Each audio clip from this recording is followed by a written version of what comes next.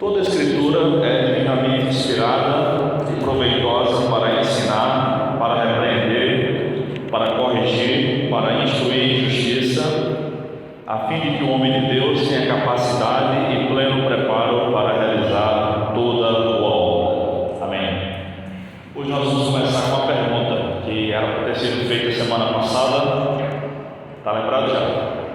Já vai ter uma pergunta que ele falou da semana passada para cá.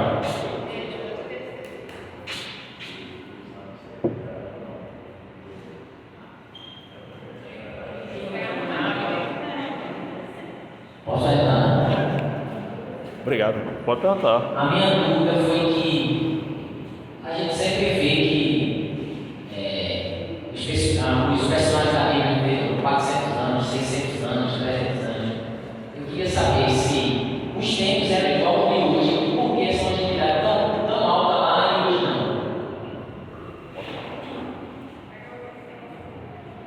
Ótima questão. Eu respondi ele, mas vamos começar com essa pergunta semana que vem, porque é a dúvida de muitos irmãos também. Então, o calendário. Vou dar a pergunta e a resposta. É sobre os personagens antigos da Bíblia, viviam 600 anos, 400 anos. Essa longevidade que hoje não tem, por quê? O que aconteceu sobre essa longevidade?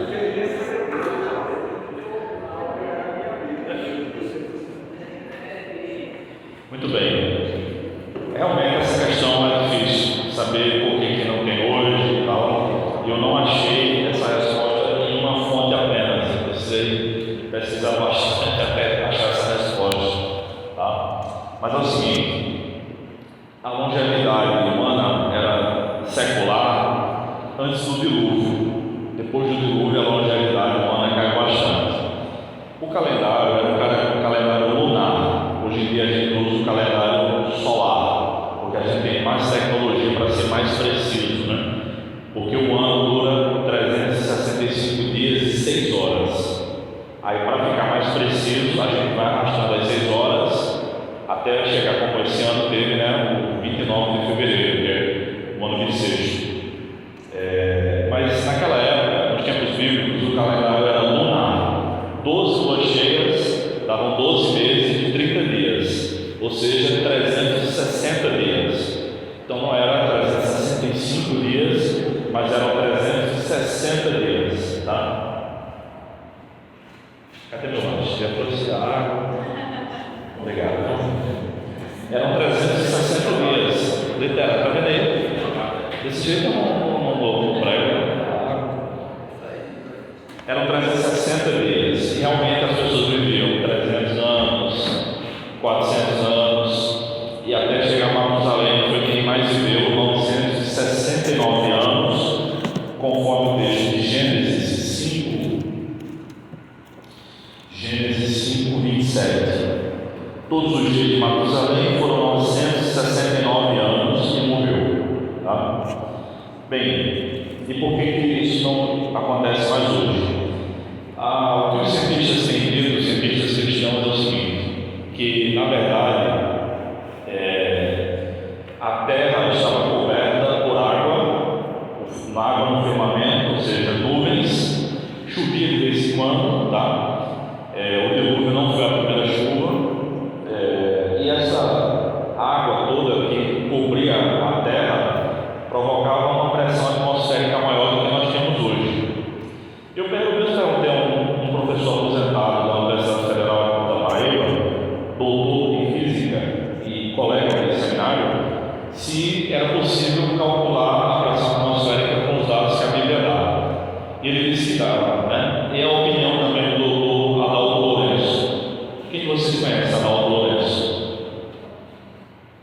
Quem não conhece, precisa conhecer, tá? Físico, doutor em física, teólogo também muito bom. E a ideia é que a pressão atmosférica na Terra, antes do dilúvio, era de 5 a 6 atms. Agora é 1 atm na superfície. Cada 10 metros que alguém mergulha, aumenta essa pressão em 1 atm.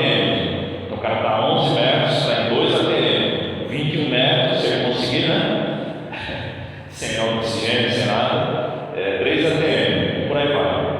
Então essa pressão atmosférica faz com que a qualidade de vida seja melhor. Tanto é que alguns hospitais, os melhores hospitais hoje, tem uma marca que chama câmara hiperbárica. Câmara hiperbárica, que tem 2 ATM, que pessoas mais ricas, quando fazem cirurgias, ficam nela. Tá? É uma marca, vocês podem dar uma olhada no Google depois, agora. É uma marca fechada. E para sair de urgência são 5 minutos. Porque se abrir, de repente, os órgãos internos se rompem devido à pressão. Então, com o dilúvio, aquela água que estava guardada com o dilúvio caiu muito. Caiu muita água, e veio água de baixo também, desde Gênesis diz isso. Tá? As fontes do grande abismo se romperam, então não teve tempo da pessoa sair nadando para escapar do dilúvio, nem nada. E aí, após o dilúvio, muda todo o ecossistema. Tanto é que Noé faz um vinho e logo fica embriagado. Um vinho que muito provavelmente ele fazia antes do dilúvio, tomava, estava acostumado com aquela quantidade e não se embriagava. Mas deu problema no novo mundo. Agora no mundo com a pressão atmosférica bem menor, 5 vezes menor. Provavelmente por causa disso. Tá bom? Então, é por isso. Foi claro?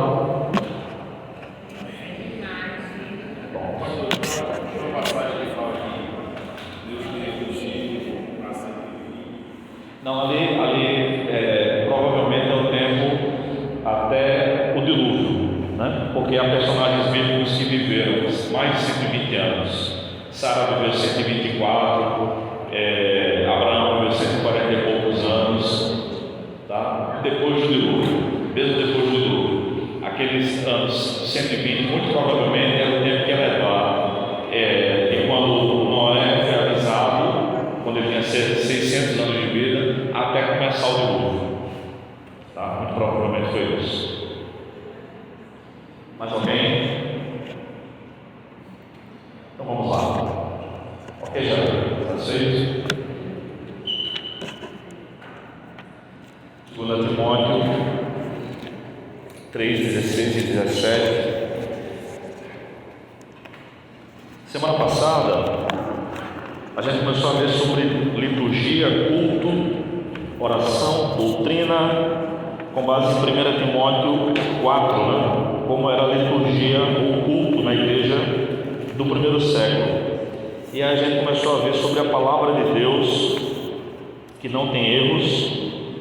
É um livro como qualquer outro, mas não um livro qualquer. É uma biblioteca. A palavra Bíblia é no plural em grego, significa livros. Contém livros escritos em contextos diferentes e histórias também em contextos diferentes, né? No Éden, no deserto, em Israel, no Egito. E nós falamos aqui, quem está acompanhando o livro, na página 14. Um livro da verdade, não de mitologia. Então há muitas pessoas dizendo que os primeiros 11 capítulos de Gênesis não são literais, são uma alegoria. E eu disse da improbabilidade disso acontecer, mas domingo eu pregarei sobre Gênesis 1 e vou ser mais claro ainda, se vocês quiserem, tá? De qualquer modo, tudo o que aconteceu em Gênesis 1 até o capítulo 11 de Gênesis é literal. Há figuras de linguagem, tá? Há figuras de linguagem, há ironias da parte de Deus. Vou dizer 2 delas, mas se isso não fosse verdade, se esse relato não fosse uma invenção de Moisés para ilustrar alguma outra realidade, comprometeria muito a doutrina bíblica, porque o capítulo 3 de Gênesis é essencial para toda a Escritura. Então são pessoas incrédulas, são ateus com a Bíblia na mão, que vem ensinando que Deus não criou do nada, como a gente diz, ex nihilo, né? Do nada, ou criacionismo Fiat quer dizer faça-se, ou faça, né? Fiat lux, como diz, está naquela caixa de fósforo, significa haja luz, em latim, Fiat lux. Mas foi assim, Deus não tem tentativa e erro, Deus criou tudo do nada. As 2 ironias que há nessa passagem, nessa primeira está no capítulo 3, quando Deus diz assim: agora o homem é como um de nós, conhecedor do bem e do mal. É uma ironia, gente. O homem já era como um de Deus. Deus criou o homem de sua imagem e semelhança. Então muita gente tem feito doutrina com base em Gênesis 3, 19 ou 20, não lembro bem, quando Deus diz isso, 22, peraí, porque não conferi, né? 21, 22. Então disse o Senhor Deus: agora o homem tornou-se como um de nós, que conhece o bem e o mal. Não suceda que estenda a mão e tome também da árvore da vida, coma e viva eternamente. Então o homem já era imagem e semelhança de Deus. O que a serpente prometeu foi uma coisa que o homem já tinha. Você vai ser igual a Deus. O homem já era igual a Deus, o máximo possível que é possível ser igual a Deus, porque o próprio Deus fez isso. Isso é uma ironia. E a segunda ironia está na Torre de Babel. Quando o homem faz a torre, né? Eles começam a fazer a torre e dizem: nós vamos chegar até o céu. E aí Deus diz assim: agora o homem vai chegar até o céu, vamos descer e confundi-lo para que ele não chegue até o céu, porque a gente sabe que é uma tolice, o homem jamais chegaria até o céu. Então Deus mais uma vez está ironizando a suposta sabedoria humana, tá? São ironias, mas de modo há figuras de linguagem nos 11 capítulos, mas o relato é literal, ok? Então, inspiração bíblica. A inspiração bíblica é diferente da inspiração poética. Um atleta, um artista, um cantor, um pintor pode ter uma inspiração poética, escrever um bom livro, pintar um bom quadro. Um atleta que tem um bom dia, um bom desempenho. O Ayrton Senna, que corria melhor na chuva do que na pista seca, porque ele treinava na pista molhada, os outros não treinavam, né? E aí, eu lembro quando a gente assistia as corridas, e aí ele estava ali, não conseguia passar, a gente torcia para dar uma chuvinha, chovia e a gente já sabia que ele ia ganhar. Isso não tem nada a ver com a inspiração bíblica, tá? A inspiração divina, quando a gente lê toda a Escritura, bota aí o gentileza para aí, bota aí o gentileza novamente no texto. Toda a Escritura é divinamente inspirada. Essa expressão, divinamente inspirada ou inspirada por Deus, como está em outras Bíblias, em grego é uma só palavra no Novo Testamento. É a expressão theopneustos. E não significa inspirada por Deus, significa expirada por Deus. Aqui temos uma questão de tradução, mas em todas as versões a gente lê inspirada por Deus, porque essa é a melhor maneira de traduzir. Não há como traduzir isso literalmente sem dar problema. Veja só, respiração, a gente aprendeu isso no ensino fundamental, né? Que é o ato de inspirar e expirar. Ar para dentro, isso é inspirar, né? Para dentro. Ar para fora, soprar ou expirar. Então soprar também é expirar. Agora morrer também é expirar. Quem nunca recebeu aquela mensagem: seus créditos expiraram?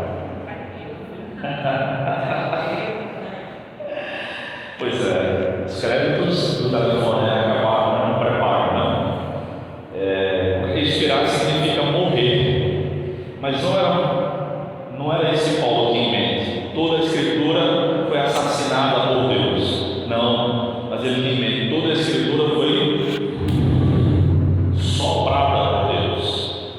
E aí os autores bíblicos foram inspirados e escreveram. Eles não escreveram o que eles gostariam de ter escrito. Lembra do exemplo de Davi, no Salmo 51, Pedro, nos 4 evangelhos, diz que ele negou o Senhor, enfim. Então o que está na Bíblia é o que Deus quis. Mas algumas questões que a gente pode tratar sobre isso. Quando Paulo escreveu isso aqui, outros livros do Novo Testamento não tinham sido escritos. Provavelmente Paulo morreu no ano 68, em janeiro de 68, Janeiro é o dia de São Paulo, inclusive é o dia da cidade de São Paulo. Na tradição católica, não se sabe o dia do nascimento do santo, a não ser o santo, mas se sabe o dia da morte. Por isso que todo dia é dia de um santo católico, e todo dia do ano mesmo, tá? E tem 2, 3 santos. Porque o dia daquele santo é aquele dia, e é porque é o dia da sua morte. E porque só tem um santo, que o dia é o dia do seu nascimento. Qual é o santo? Quem sabe?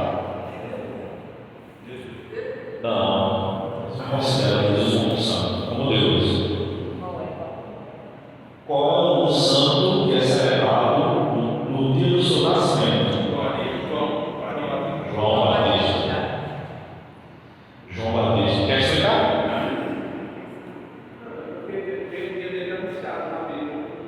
Isso. Na tradição católica, 25 de dezembro é o aniversário de Jesus. 6 meses antes é 24 de junho. É por isso. Tá? Mas, então, depois que Paulo morreu, outros livros foram escritos. O Evangelho de João, toda a literatura joanina, o Evangelho, as cartas de João, o Apocalipse, que foi o último, as cartas petrinas e a carta de Judas. Então, 5 livros de João, 2 de Pedro, 7, Judas, 8 livros. Quando Paulo escreveu isso aqui, toda a escritura é devidamente inspirada, provavelmente foi o 19º livro do Novo Testamento, né?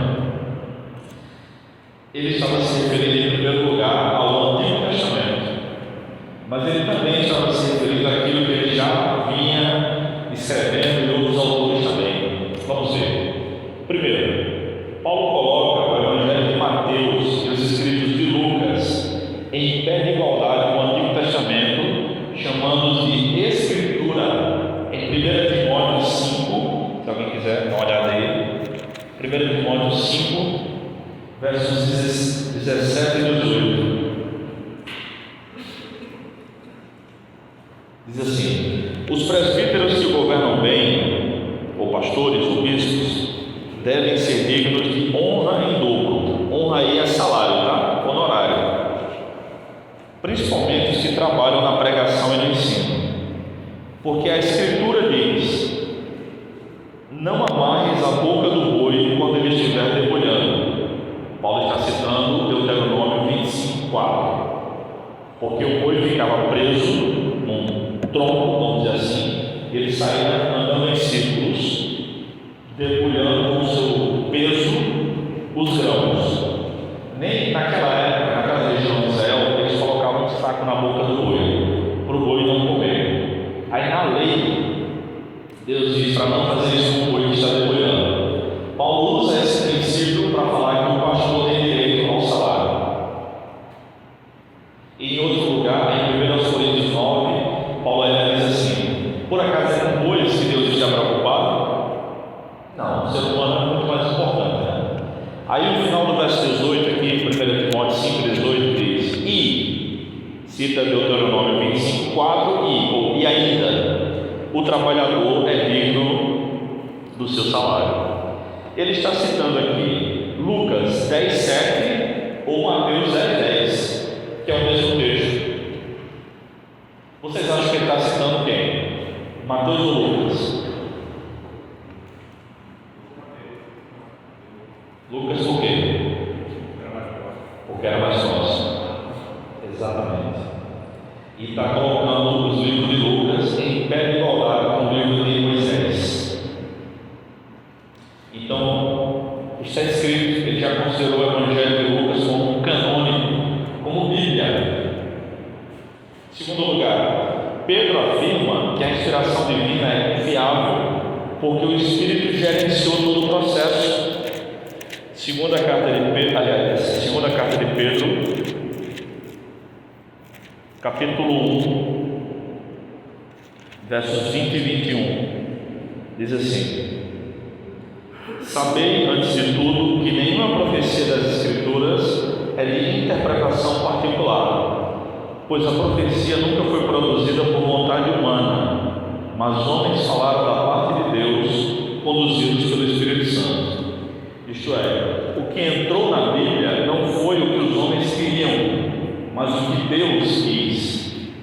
Se eu fosse Pedro, eu teria falado com meus amigos Mateus, Lucas, João, e com certeza não teria ajudado Marcos a escrever o que ele escreveu, que foi: antes que o galo cante 2 vezes, é um detalhe que só o Evangelho de Marcos diz, tu 3 vezes me negarás.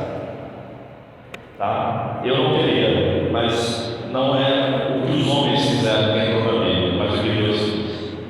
Terceira questão: Pedro coloca os escritos de Paulo em pé de igualdade com o Antigo Testamento, chamando-os de Escritura.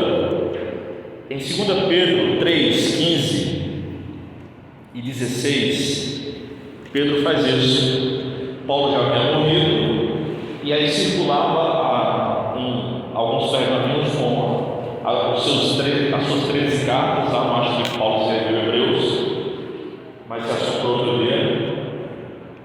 E aí 2 Pedro 3, 15 e 16 nós lemos: considerai como salvação a paciência de nosso Senhor, assim como nosso amado irmão Paulo também nos escreveu, segundo a sabedoria que lhe foi dada. Ele reconhece que Paulo era cansado, a exemplo do que faz em todas as suas cartas, falando acerca dessas coisas, nas quais há pontos difíceis de entender. Veja só, um apóstolo reconhece que nas cartas de Paulo tem coisas difíceis de entender. Imagina nós, hein? Que os ignorantes e inconstantes distorcem, como fazem também com as demais escrituras, para a sua própria destruição. Então Pedro diz que o que Paulo escreveu também é escritura, significa, é Bíblia, é canônico, página 15. Canônico. E Paulo tem a consciência disso, tá? Por exemplo, 1 Coríntios 14, 1 Coríntios 14, deixa eu achar o texto. Oh, meu irmão, glória a Deus. Sei que era só eu.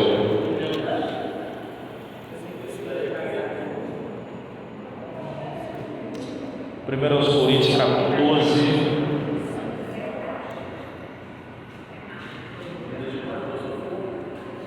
Peraí, gente, deixa eu encontrar aqui. Ah, sim, 37. 14, 37. Primeiro aos Coríntios 14, 37.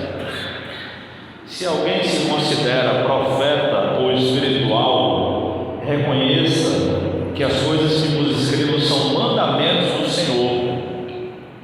Então Paulo sabia que estava escrevendo mandamentos do Senhor. Contudo, há um grupo de teólogos chamados de liberais. Eles não são liberais nos costumes, isso aí para eles é fichinha. Eles não acreditam nos milagres da Bíblia, nem na ressurreição corpórea de Cristo, e eles usam, eu queria que todo mundo abrisse aí a Bíblia, ou a moça projetasse aí, 1 aos Coríntios 7, 12, que é uma passagem que muita gente se embaralha, se banana. 1 aos Coríntios 7, 12. Obrigado, está aqui. Então, com base aqui no capítulo 7 de 1 aos Coríntios, Paulo está tratando sobre casamento. Então ele 1 Coríntios, notoriamente, é uma carta-resposta, das quais a gente depreende as perguntas por conta das respostas. Então ele começa a maioria das sessões assim: a respeito disso, quantas coisas sacrificadas aos ídolos, a respeito dos dons espirituais, e ele está dando as respostas.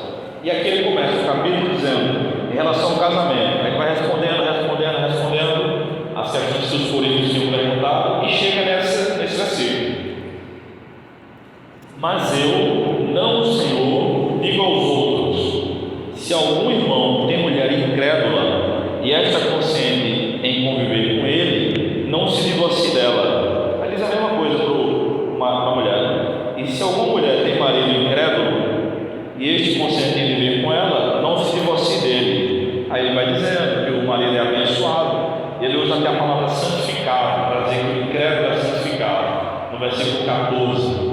E aí só significa abençoado mesmo, né?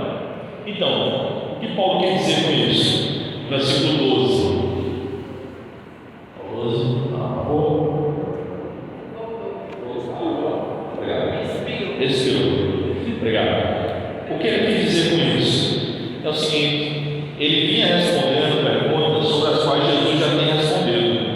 Agora ele começa uma nova sessão de perguntas sobre as quais Jesus ainda não tinha falado, não deixou nada escrito. Por isso ele diz: digo eu, não o Senhor.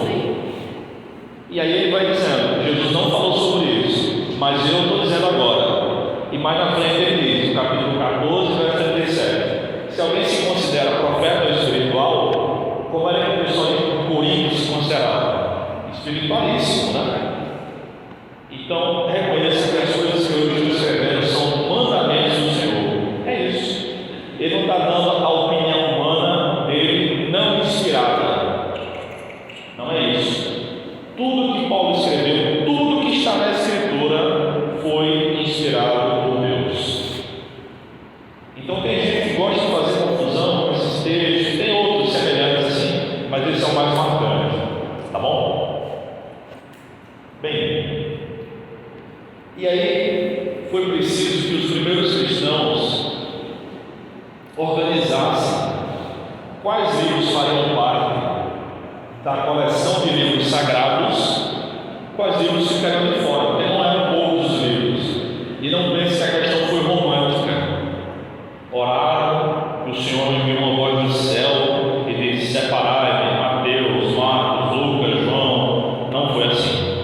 Foi com muita briga, com muita confusão, tá? Mas não quer dizer que Deus não esteja envolvido no processo, de modo algum. Eles entenderam o seguinte: quem escreveu esse livro? Foi um apóstolo? Foi. Então beleza. Não foi um apóstolo. Nós temos 3 ou 4 livros que não foram escritos por apóstolos no Novo Testamento. Então chamaram de homens apostólicos. Marcos não era apóstolo, mas trabalhou com Barnabé, seu primo, que era apóstolo. Atos 14 diz que Barnabé era apóstolo, do mesmo livro de Paulo, inclusive. Marcos trabalhou com Paulo, depois voltou para casa. Eu preguei sobre isso aqui. E Marcos trabalhou com Pedro. Olha só, 1 de Pedro 5, 13, o penúltimo versículo de 1 de Pedro 5, 13. Aquela que é coeleita convosco, que está na Babilônia, nos cumprimenta, como também meu filho Marcos. Pedrão chama Marcos de seu filho, né? E depois, no fim da vida, Paulo ainda diz: traze Marcos, pois era muito útil para o ministério. Paulo não diz que ele será muito útil, ele é muito útil, o que dá a entender que ele já havia feito as fases. Porque na verdade, Marcos era um cara rico, riquíssimo. Foi na casa dele, os 120 eles ficaram morando, naqueles quase 10 dias até o dia de Pentecostes, do dia da ascensão do Senhor até o dia de Pentecostes, da 8 dias e média, né? Que Jesus morreu na Páscoa, ressuscitou no domingo. E aí o Pentecostes significa 50º. É no 50º dia após a Páscoa. E conforme Atos 1:3, Jesus ficou 40 dias com os discípulos. E aí, qual casa hoje em dia reuniria 120 pessoas? A casa de Guilherme reuniria 120 pessoas durante 10 dias. Lá, Betel. Quer não?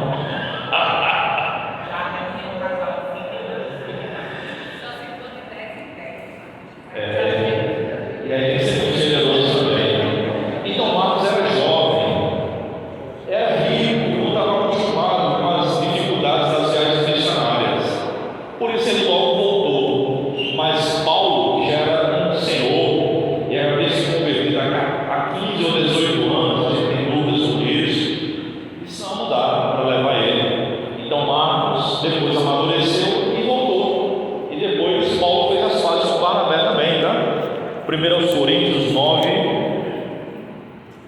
6, 9 e 6.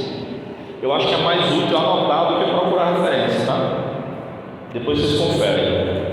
Ou será que somente eu e Barnabé não temos o direito de trabalhar por sustento financeiro?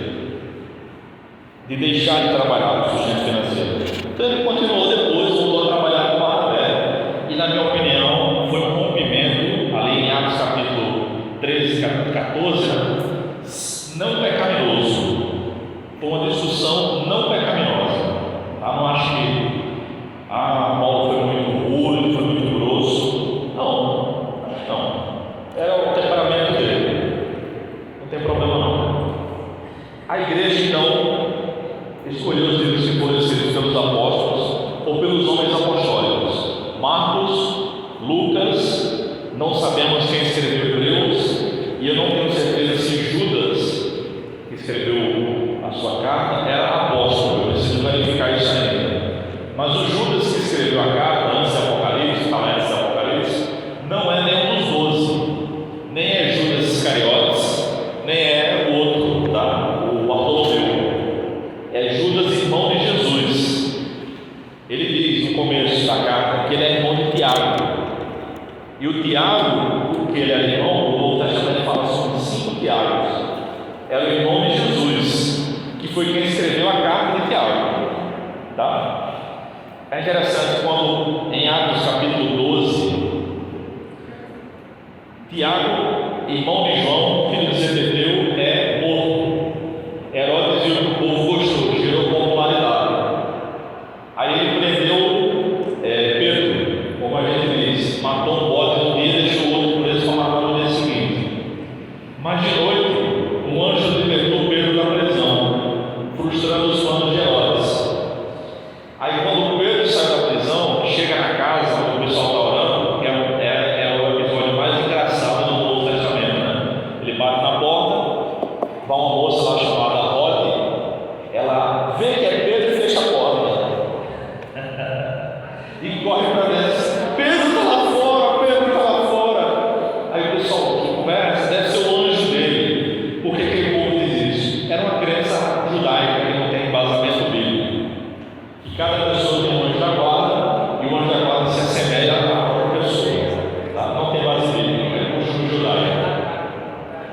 Mas aí eles percebem que é verdade, Pedro continuou batendo, vão lá, o texto diz que ela era uma jovem, e eu fico imaginando o seguinte depois. Anos depois, os irmãos se reunindo para fazer um churrasco e tal, e aí Rode se atrapalha por algum motivo, e eles se é desorientada desde cedo. Um milagre daquele que Deus fez, e ela ainda bate a porta na cara de Pedro, do apóstolo e tudo mais. Tá? Então é um episódio engraçadíssimo. Lucas é o que tem o melhor humor. Tá? Aliás, vamos aproveitar isso aqui. Não, vamos seguir. Então os irmãos escolheram esses livros, passaram a usar esses livros na igreja, e o que confirmou que esses 27 livros formariam a Bíblia, os livros, o conjunto de livros sagrados dos cristãos, foi o próprio uso. Mas eu coloco aqui o que Russell Norman Champney comenta. Ele fala sobre a autoridade da igreja, a coerência da mensagem dada, ou seja, os livros do Novo Testamento não contradizem os do Antigo, eles se complementam. A universalidade da mensagem, há muitas religiões que só podem ser praticadas em alguns lugares do mundo. O cristianismo não, ele é universal. Então há muitas maneiras de amar o próximo. Aqui em si está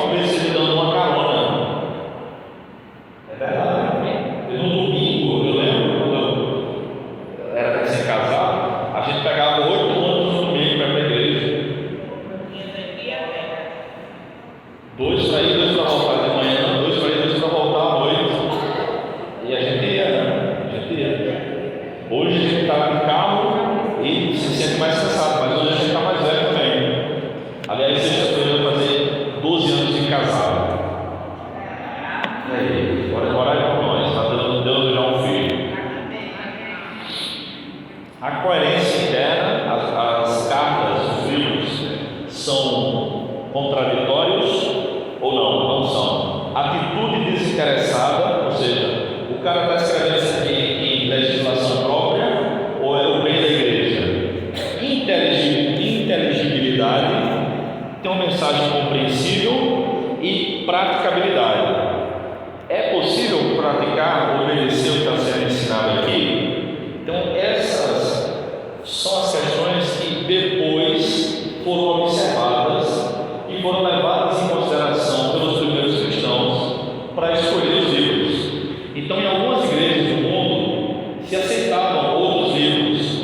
O Pastor de Hermas, um livro muito famoso, uma carta de Barnabé, que não foi Barnabé que escreveu, tá? O apóstolo Paulo escreveu pelo menos mais 4 cartas. O Novo Testamento menciona, mas não entraram no cano. Por que não entraram? Eles perderam? Porque eles descuidaram? Não, porque não foram inspiradas por Deus. Vamos ler só uma passagem bíblica aqui, Colossenses 4:10. Colossenses 4:10 é a mais clara referência de uma carta paulina perdida. Não é 4:10 não, é 4:16. 4:16.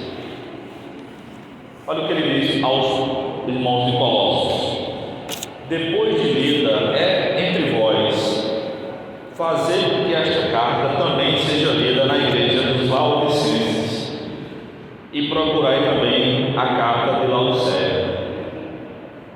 Cadê a carta que Paulo escreveu aos Laodicenses? Alguns acham que é Efésios, mas não é. Não tem condições, não bate. Então Paulo escreveu uma carta aos Laodicenses que se perdeu. Ele escreveu mais 2 cartas aos Coríntios.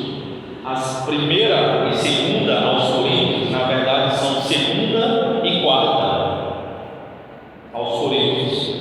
E Paulo deve ter escrito também mais uma carta aos Filipenses. Volte aí algumas páginas para Filipenses capítulo 3. Filipenses 3:1. Filipenses 3:1, que era a igreja que Paulo tinha um chamego maior, né? Essa igreja foi fundada diferente, na prisão, enfim. Meus irmãos, quanto às outras coisas, alegrai-vos no Senhor. Para mim, não é difícil escrever-vos as mesmas coisas, isso vos dá segurança. Então, ele não está fazendo uma referência ao que nós chamamos dos capítulos 1 e 2, não. Ele está fazendo referência a um outro livro, a uma outra carta que ele escreveu. Filipenses 3:1. Não é difícil para mim escrever para vocês as mesmas coisas. É uma carta, essa aqui é pelo menos a segunda carta aos Filipenses. E se forem encontradas, essas cartas, se forem encontradas, vai ser uma bênção, que a gente vai precisar, vai poder comparar a linguagem, o vocabulário paulino e tudo mais, mas não mais vai fazer parte da Bíblia. O cânon está fechado. A lista de livros sagrados é essa que o povo de Deus usando há 2000 anos. E ao contrário do que muitos pensam, não foi nem o concílio da igreja que disse: esses são os livros que a igreja deve usar. O que os concílios fizeram foi reconhecer os livros que a igreja já usava há séculos. Então tem gente que diz: não, isso aí foi a igreja católica, foi o Constantino. Foi Lutero que mudou a Bíblia, porque ele queria casar. Já ouviram essa? Pois é, porque, primeiro, qual foi a parte da Bíblia que ele adulterou que proibia o casamento? Segundo, Lutero não casou-se assim que começou a reforma, não. Pelo contrário, ele queria casar. Catarina Vambora, que foi a esposa dele, foi quem arrastou ele, não foi ele que arrastou ela, não. Ele queria ficar solteiro. Ele era meio louco, inclusive, ele era meio perturbado mesmo do juízo. Esse povo todo que a gente estuda da história do cristianismo, nenhum deles era 100% do juízo, nenhum.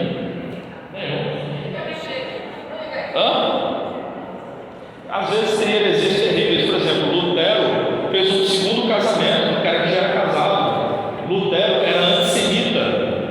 ele dizia literalmente, ensinava o povo que, não vai cortar isso do meu áudio não, o povo que matou Jesus não merece ver. Quase 400 anos depois, Hitler utilizou o mesmo argumento para convencer os luteranos alemães de que ele estava correto. Esse pessoal, John Wesley, na igreja de Nazareno, a depender de quem seja, John Wesley é quase Jesus Cristo, mas John Wesley são tanta besteira.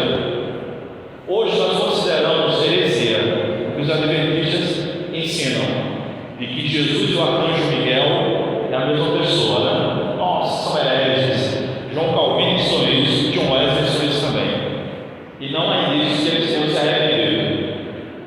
Não é indício. Está vendo? Aí a gente diz que os adventistas são uma seita, e são. Mas e aí? Como é que fica João Calvino e John Wesley? Então a gente não fecha com tudo, com nenhuma confissão de fé, nenhum teólogo histórico. A nossa regra de fé e prática é a Escritura. Esses homens tiveram suas contribuições, como a gente espera, na nossa época, da nossa contribuição. Mas daqui a 50 anos, 100 anos, vai ter alguém falando mal da gente. Já tem agora. Mas vamos falar depois, porque na covardia, depois que a gente morrer. Que nem eu estou fazendo agora.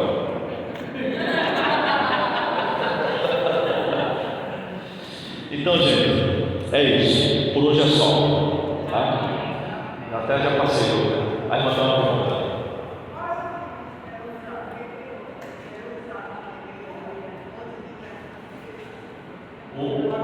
O Antigo Testamento era só o Antigo. Então não estava sendo escrito. Aí Tiago provavelmente usava só os que foram escritos. Por exemplo, Jesus morreu no ano 33, tá? Ele morreu por volta do ano 25, mas com 43 anos. É uma outra curiosidade. Acho que mais para trás eu vou ter o Salmo inteiro. Porque na verdade, viu-se que o ano 1 não há ano zero, tá? O ano 1 tem 4 a 7 anos de atraso. Então Jesus morreu aos 33 anos, por volta do ano 25. Tiago escreveu a primeira carta, né, o primeiro livro do Novo Testamento, por volta do ano 45. Durante esses 20 anos, o que a igreja utilizou? O Antigo Testamento. O Antigo Testamento. E eles tinham os apóstolos pessoalmente vivos. Mas alguém já tem mais uma pergunta?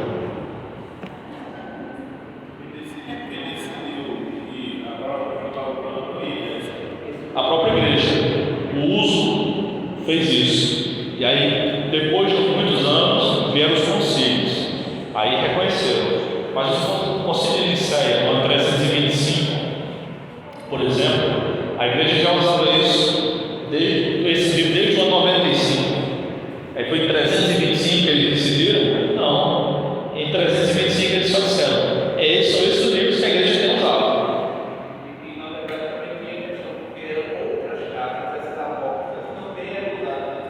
Também é usado.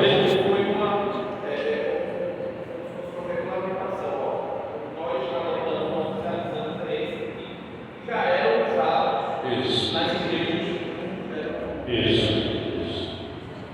Ok? O cano que nós utilizamos, a lista de livros que nós utilizamos na Bíblia, os 66 livros, é chamado de cânon atanasiano.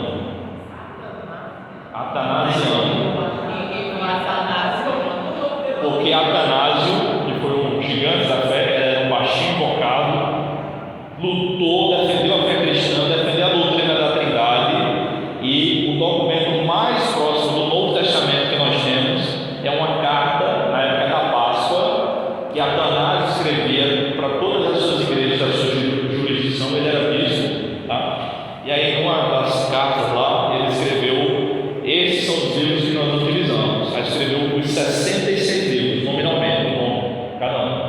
Então esse é o documento mais antigo que nós temos. Por isso, a Igreja Católica usa outros livros, mas só vieram acrescentar em 1546, no Concílio de Trento, né?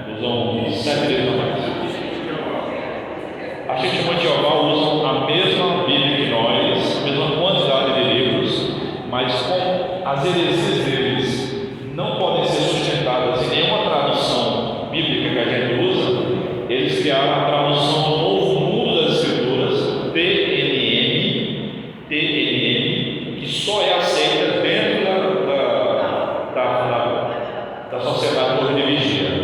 Nenhum erudito em línguas bíblicas, seja crente ou não, reconhece que aquela tradução deles é uma boa tradução. Não é, é uma porcaria. É uma porcaria. E extremamente mal traduzida. Inclusive tem palavras hebraicas no Novo Testamento que foi escrito em grego. Como é que pode? É terrível. Ok? Pastor. Quando o pastor chega aqui? Todos esses outros livros que não entraram na Bíblia, Maria Madalena, eles foram também revisados dessa mesma forma, foram comparados com o Antigo Testamento para não falar, pô, existem coisas que alguns publicados também escritas.